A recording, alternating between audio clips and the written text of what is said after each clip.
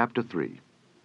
Now these are the nations which the Lord left, to prove Israel by them, even as many of Israel as had not known all the wars of Canaan, only that the generations of the children of Israel might know, to teach them war, at the least such as before knew nothing thereof, namely 5 lords of the Philistines, and all the Canaanites, and the Zidonians, and the Hivites that dwelt in Mount Lebanon, from Mount Baal-Hermon unto the entering in of Hamath.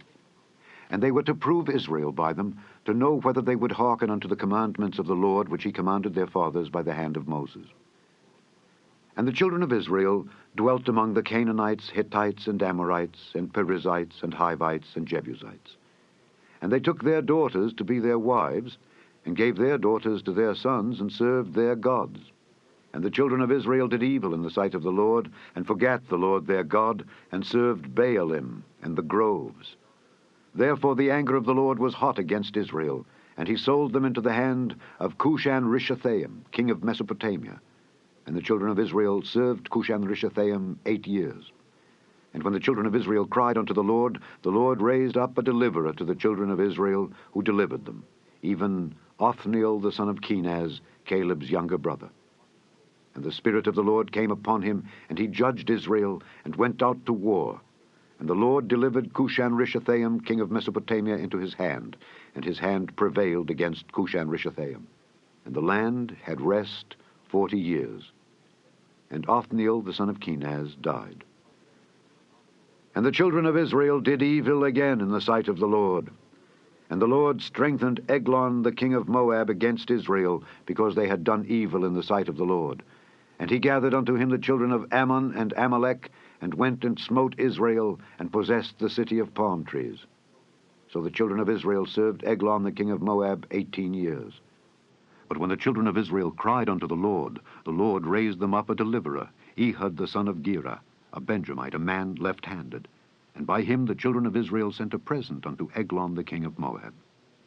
But Ehud made him a dagger which had 2 edges, of a cubit length, and he did gird it under his raiment upon his right thigh. And he brought the present unto Eglon king of Moab, and Eglon was a very fat man. And when he had made an end to offer the present, he sent away the people that bare the present, but he himself turned again from the quarries that were by Gilgal, and said, I have a secret errand unto thee, O king. Who said, Keep silence. And all that stood by him went out from him.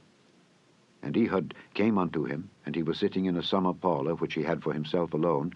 And Ehud said, I have a message from God unto thee. And he arose out of his seat. And Ehud put forth his left hand, and took the dagger from his right thigh, and thrust it into his belly. And the haft also went in after the blade, and the fat closed upon the blade, so that he could not draw the dagger out of his belly, and the dirt came out. Then Ehud went forth through the porch, and shut the doors of the parlor upon him, and locked them. When he was gone out, his servants came, and when they saw that, behold, the doors of the parlor were locked, they said, Surely he covereth his feet in his summer chamber. And they tarried till they were ashamed, and behold, he opened not the doors of the parlor. Therefore they took a key, and opened them, and behold, their lord was fallen down dead on the earth. And Ehud escaped while they tarried, and passed beyond the quarries, and escaped unto Seirath. And it came to pass, when he was come, that he blew a trumpet in the mountain of Ephraim, and the children of Israel went down with him from the mount, and he before them. And he said unto them, Follow after me, for the Lord hath delivered your enemies the Moabites into your hand. And they went down after him, and took the fords of Jordan toward Moab, and suffered not a man to pass over. And they slew of Moab at that time about 10,000 men, all lusty and all men of valor, and there escaped not a man. So Moab was subdued that day under the hand of Israel. And the land had rest 80 years.